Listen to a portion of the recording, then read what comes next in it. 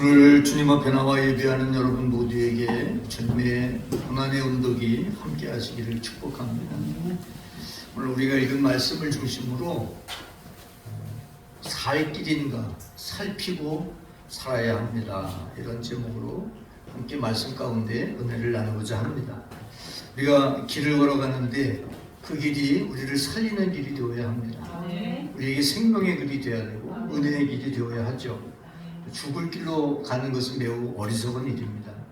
오늘 우리가 읽은 말씀을 보면 속담으로 오늘 18장 1절 말씀 이하에 보면 속담으로 시작이 되는데 어떤 속담이 나오냐 하면 아버지가 신포도를 먹으면 아들의 이가 시다. 이게 이제 이스라엘 사람들의 속담이에요. 18장 2절 한번 볼까요? 너희가 이스라엘 땅에 관한 속담이 이르기를 뭐라고 해요? 아버지가 신포도를 먹었으므로 그의 아들의 이가 시다. 이렇게 얘기를 하는 속담이 있다는 거죠. 그러니까 아버지의 영향을 아들이 받는다. 그런 의미인 것을 볼 수 있습니다. 오늘 우리가 읽은 말씀은 에스겔인데 이 에스겔은 유다 나라가 바벨론에 의해서 멸망을 당하고 유다에 살던 사람들이 바벨론에 포로 생활을 할 때 주신 예언의 말씀이에요. 이 포로민들은, 포로로 잡혀간 사람들은 자기들이 포로가 된 이유를 자기들 잘못이 아니고 조상들의 죄 때문에 이렇게 된 것이다. 그렇게 생각하니까 어때요? 조상들을 원망하게 되고 불평하게 되고 그렇게 되는 거죠. 바로 오늘 말씀이 그런 그들에게 주어진 말씀이에요. 자신들의 잘못이 아닌데 조상들의 잘못 때문에, 조상들이 하나님을 제대로 섬기지 않았기 때문에 애매하게 고난을 당한다는 것입니다. 사실 우리도 그러잖아요. 잘 되면 내 탓이고 잘못되면 그죠? 같은 얘기예요. 같은 의미인데, 그런데 하나님은 그렇지 않다. 이렇게 말씀을 하고 있어요. 살고 죽는 문제는 조상에 의해서, 아버지, 부모에 의해서 결정되는 것이 아니고 자신의 선택에 달렸다는 것입니다. 18장 4절 말씀 한번 보세요. 모든 영혼이 다 내게 속한지라. 아버지의 영혼이 내게 속한 같이 그 아들의 영혼도 내게 속했기 때문에 범죄하는 그 영혼이 죽는 것이다. 아버지가 범죄했으면 아버지가 죽는 것이고 아들이 범죄했으면 아들이 죽는 것이다. 그 말이에요. 그러니까 아버지가 범죄했다 해서 아들도 죽고 아들이 범죄했다 해서 아버지도 죽고 그러는 것이 아니라는 얘기예요. 우리가 구원받아 하나님의 자녀가 되는 것은 내가 믿었기 때문에 내 아내도 구원받고 우리 자식도 구원받고 그게 아니에요.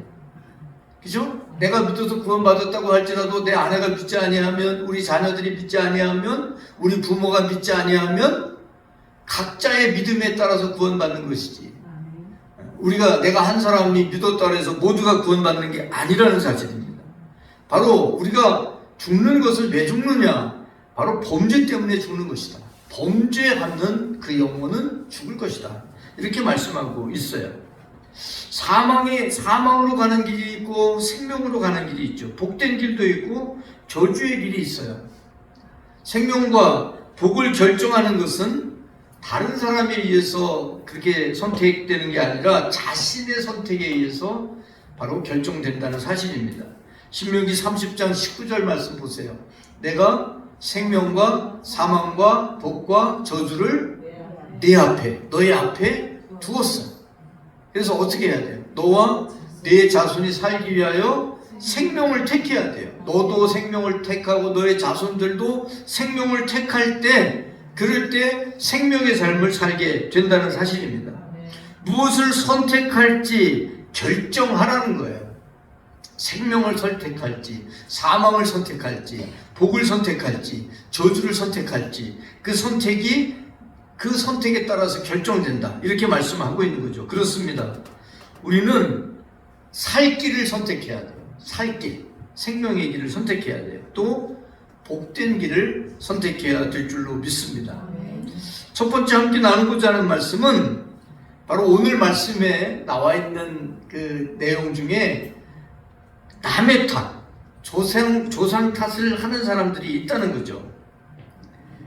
내가 잘못해놓고 잘못돼도 그게 내 탓이 아니고 남 때문에 그랬다. 내가 이 사람 때문에, 내가 누구 때문에 이렇게 고통을 당하고 있다. 뭐 이렇게 받아들이는 사람들이 있다는 것입니다. 예수님이 제자들과 함께 걸어가다가 태어날 때부터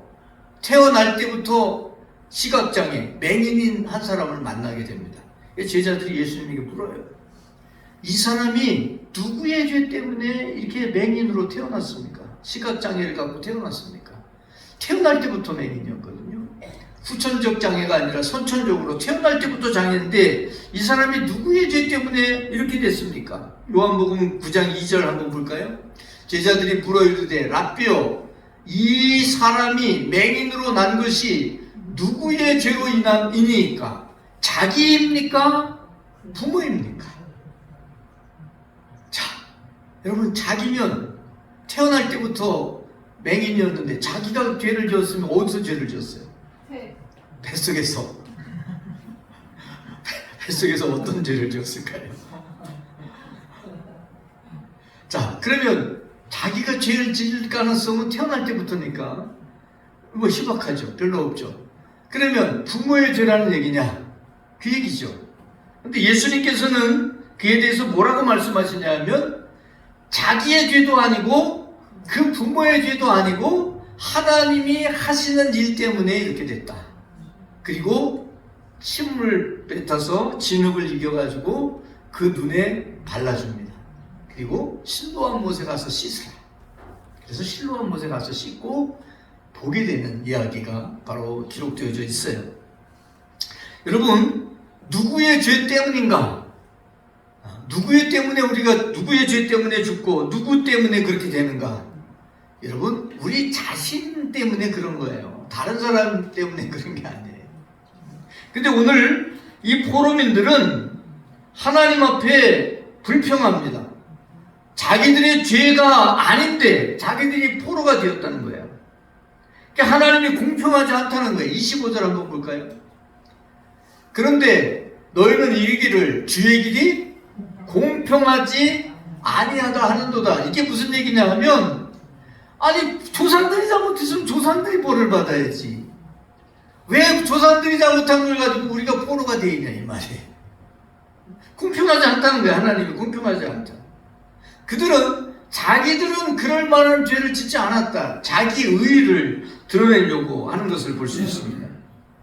우리는 먼저 자신을 돌아보아야 합니다. 사실 문제는 외부에 있는 경우보다 내 안에 있는 경우가 더 많습니다. 나의 문제가 더 많은 것이죠. 하나님은 우리가 오직 자신만의 죄를 담당하는 것이라고 말씀하고 있죠. 20절 한번 볼까요? 아들은 아버지의 죄악을 담당하지 않는다. 또 아버지는 아들의 죄악을 담당하지 아니하리니 의인의 공의도 자기에게, 의롭게 사는 사람도 자기가 받고 악인의 악도 자기가 받는 거예요. 절대 잘 따른 사람 때문에 내가 고통당하는 게 아니라고 이렇게 말씀을 하고 있는 것을 볼 수 있습니다. 그래서 여러분, 문제가 생겼을 때에 다른 사람을 향해서 그 문제의 원인을 다른 사람에게 있다고 생각하고 그 사람을 탓하고 그 사람을 원망하고 그렇게 하는 것이 아니라, 문제가 생기면 어떻게 해야 돼요? 하나님 앞에 서서 그 문제를 하나님 앞에 아뢰는 그런 자세를 취하는 것이 하나님 앞에 바른 모습이라는 거 기억하시기 바랍니다. 두 번째는 범죄하는 영혼은 죽는다는 거예요. 죽음이라고 하는 게 왜 생겼냐? 바로 죄와 불순종 때문에 생긴 거예요. 창세기에 보면 첫 번째 죽음에 대한 언급이 나오는데, 창세기 2장 17절 말씀에 보면 선악을 알게 하는 나무의 열매를 먹지 말라. 내가 먹는 날에는 어떻게 돼요? 반드시 죽는다. 바로 하나님의 말씀에 대한 불순종, 이게 바로 범죄예요. 죄. 죄를 지으면 어떻게 돼요? 반드시 죽어요. 하나님께서는 사람들을 만드시면서 그 사람들에게 생육하고 번성하고 하나님이 다스린 모든 천지 만물을 다스리게 하셨잖아요.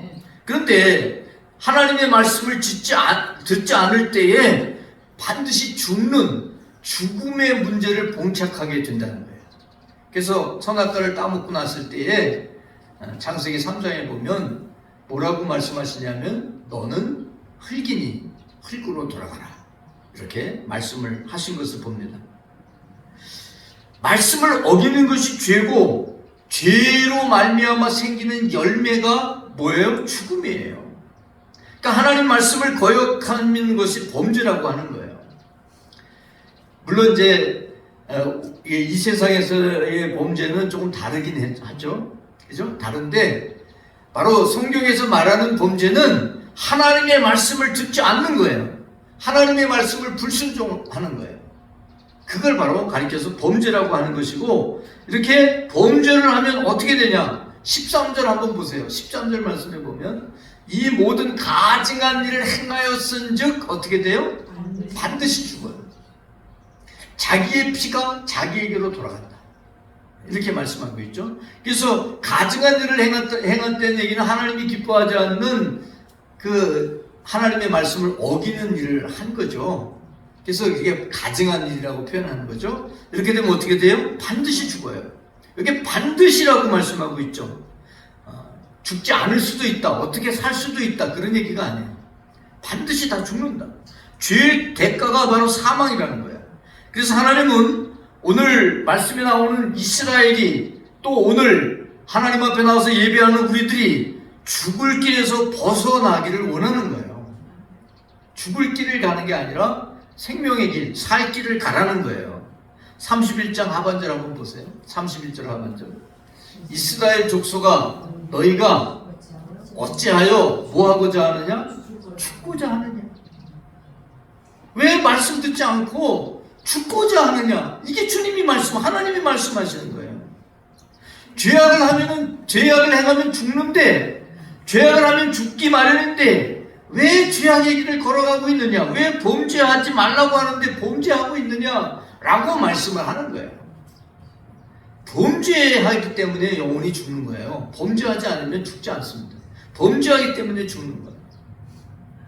여러분, 범죄하면 죽을 수밖에 없는, 우리의 육체가 죽는 것으로 끝나는 것이 아니라 우리의 영도 죽음을 맞이해야 되는 그런 상태에 처해진다는 것을 여러분 기억하시기 바랍니다. 세 번째는 어떻게 살게 되느냐? 돌이킬 때 영혼이 살게 된다는 거예요. 돌이킨다는 얘기는 회개를 얘기하는 거예요. 회개할 때 살게 된다. 21절 한번 볼까요? 그러나 악인이 만일 그가 행한 모든 죄에서 어떻게 해요? 돌이켜 떠나면, 그리고 공의를 행하면 어떻게 돼요? 반드시 살아. 아까는 범죄하면 반드시 죽는다고 그랬죠. 근데 죄에서 돌이키고 공의를 행하면 반드시 산다는 거예요. 돌이킨다는 얘기가 뭘까요? 본래 상태로 돌아가는 거예요. 본래 상태가 어떤 상태였어요? 하나님의 형상대로 지음받은 상태예요. 본래 상태로 돌아가는 거예요. 그래서 이것을 새로운 피조물이라고 고린도후서에 말씀하고 있죠. 새로운 피조물. 그런데 누구든지 그리스도 안에 있으면 새로운 피조물이라. 새롭게 지음받은 게 뭐냐면 하나님의 형상이 다시 회복되어져서 하나님의 자녀의 모습을 회복하는 것을 가리켜서 새로운 피조물이라고 말씀하고 있는 거예요. 돌이킨다. 원래 모습으로 돌아가는 거예요. 원래 순종했던 모습, 원래 하나님 앞에서 살았던 모습, 하나님과 함께 살았던 모습, 그 모습으로 돌아가는 것을 가리켜서 돌이킨다 표현하는 거예요. 변질되고 불순종의 사람이 되었는데 이제 다시 돌아가서 하나님이 기뻐하시는 순종의 사람으로 변화되어야 된다는 것입니다. 이제 악을 행하다가 돌이켜서 31절에 보니까 한번 보세요. 너희는 너희가 범한 모든 죄악을 버리고 어떻게 돼요? 마음과 영을 새롭게 해야 돼. 새롭게 할 때, 그럴 때에 다시 돌이켜서 하나님이 기뻐하시는 모습으로 서게 되면 그때에는 죽음과 상관이 없고 오직 생명의 사람으로 살게 된다는 것입니다. 자, 하나님의 마음이 어떠한가를 오늘 마지막 절에 이렇게 기록을 해놨어요. 32절 한번 볼까요? 32절. 자, 이게 하나님의 마음이에요. 주 여호와의 말씀이니라 죽을 자가 죽는 것. 이게 범죄한 자가 죽는 것. 그것도 내가 기뻐하지 않는다. 하나님이 기뻐하지 않는다는 거예요. 죽는 것. 죽을 자가 죽는 것도 기뻐하지 아니하노니 어떻게 해라? 너희는 스스로 돌이켜 어떻게 살아라. 이게 하나님의 마음. 이 하나님의 마음. 우리가 하나님을 바라보고 돌이키기만 하면 하나님은 기쁨으로 우리를 맞아 주신다는 거예요. 그게 바로 탕자가 돌아온 탕자 이야기죠. 탕자가 돌아왔을 때 그 아버지가 탕자를 대하는 모습이 바로 하늘 아버지가 우리를 대하는 모습이에요. 잔치를 베푸시고 또 그에게 가장 좋은 것을 주시고 그 좋은 것 영생을 누리게 하시는 바로 그분이 바로 우리들의 아버지 하나님이신 거 여러분 기억하시기 바랍니다. 아멘. 우리는 돌이키는 삶을 살아야 돼요. 살다 보면 어그러진 길로 갈 수 있어요. 그죠? 생각하다 보면 잘못된 생각할 수 있어요. 마음 먹다 보면 잘못된 마음을 먹을 수 있어요. 그죠? 감정도 마찬가지죠. 잘못된 감정을 가질 수 있어요. 사랑하라 그랬잖아요. 사랑은 감정이거든요. 사랑하라 그랬는데 사랑만 하죠? 미워할 수도 있어요. 그럼 어떻게 해야 돼? 이왕 미워한 거 계속 미워하자 그래야 돼? 아니, 어떻게 해야 돼? 돌이켜야 돼. 사랑으로 돌이켜야 돼. 이게 돌이킨다는 거예요. 미움에서 사랑으로 가는 게 돌이키는 거예요. 불순종에서 순종으로 가는 게 바로 돌이키는 거예요. 바로 이것을 위해서 이렇게 하라고 예수님께서 이 땅에 오신 거예요. 예수님은 생명으로 인도하는 문이라고 말씀하고 있죠. 좁은 문으로 들어가라. 마태복음 7장 13, 14절에 보니까 좁은 문으로 들어가라. 생명으로 인도하는 문은 좁고 길이 협착하여 찾는 이가 좁지만 그럼에도 불구하고 생명의 문, 좁은 문으로 들어가라고 말씀을 하고 있죠. 이 좁은 문이 어떤 문이에요? 바로 예수님 자신이에요.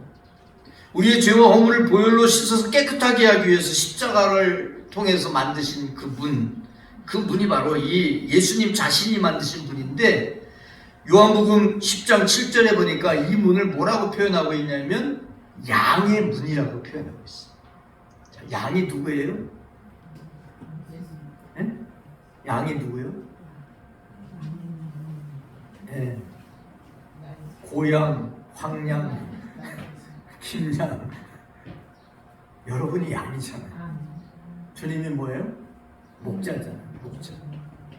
양의 문이다 이거예요. 양의 문.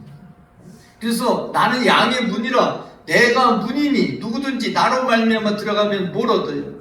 구원을 얻어요. 또 뿐만 아니라 들어가며 나오며 꼴을 얻어요. 성경은요 일관되게 말씀하는 게 있어요. 우리 영혼의 구원뿐만 아니라 우리 삶에 필요한 것들을 공급하신다는 거예요. 그게 뭐예요? 꼴을 얻는다는 거예요. 구원을 받을 뿐만 아니라 꼴을 얻는다. 주님은 우리의 영에만 관심이 있는 게 아니에요. 먼저 그의 나라와 그의 의를 구하라. 그리하면 이 모든 것을 너에게 더하신다. 먹고 마시고 이런 것들을 다 더해 주신다. 이렇게 표현하고 있잖아요. 그죠? 우리가 이 땅에 살아가는 동안에 필요한 것들을 주님 아시기 때문에 꼴을 주신다는 거예요. 꼴을 얻으리라. 들어가면 나오면 꼴을 얻으리라. 이렇게 말씀하고 있죠. 예수님이 세상에 오신 이유가 바로 믿는 자들을 구원해서 하나님의 자녀가 되게 하려는 것이고 그 자녀들에게 요한복음 10장 10절에 보니까 내가 온 것은 양으로 뭘 얻게 하고 생명을 얻게 하고 또 더 풍성히 얻게 하려고 풍성한 생명, 충만한 생명을 주시려고 주님께서 오셨다는 거예요. 그러니까 우리가 어떤 길이 살 길인가 이걸 살펴보고 그 살 길로 살아가야 되는데 어떤 길이 살 길이에요? 예수님을 믿고 의지하며 살아가는 게 바로 살 길이라고 하는 사실입니다. 아무데나 가도 괜찮은 게 아니에요. 아무 일이나 해도 되는 게 괜찮은 게 아니에요. 지금 괜찮은 것 같아요. 그런데 괜찮지 않아요. 지금 죄를 져도 아무 일이 없는 것 같죠. 근데 그렇지 않아요. 어떻게 돼요? 심은 대로 거둬요. 행한 대로 하나님이 심판하세요. 그렇기 때문에 절대 괜찮지 않아요. 여러분, 살 길이 어느 것인가? 살 수 있는 길로 가야 돼요. 생명의 길로 가야 돼요. 복의 길로 가야 돼요. 여러분, 바로 그 길을 우리에게 열어주시는 예수님께 가는, 예수님께 나아가는 저와 여러분이 되시기를 축복합니다. 우리 기도하겠습니다. 하나님 아버지 감사합니다. 오늘도 저희들을 사랑하셔서 이렇게 하나님 앞에 불러주시고 하나님을 향하여 기쁨으로 예배하게 하시는 거 감사합니다. 하나님께서는 죽을 자가 죽는 것도 기뻐하지 아니하신다고 했습니다. 살기 위하여 생명을 택하고 복받기 위하여 복을 택하라고 말씀하고 있습니다. 하나님, 우리를 구원하여 하나님의 자녀가 되고 우리의 삶의 필요를 채워주기 원하셔서 우리와 함께 하시는 우리 구주 예수 그리스도를 마음에 영접하고 구원받은 하나님의 자녀로 이 땅을 살아가는 저희들 되게 하여 주시옵소서. 우리에게 살 길을 열어주시고 우리를 살 길로 인도하시는 우리 구주 예수 그리스도의 이름으로 기도 올립니다. 아멘.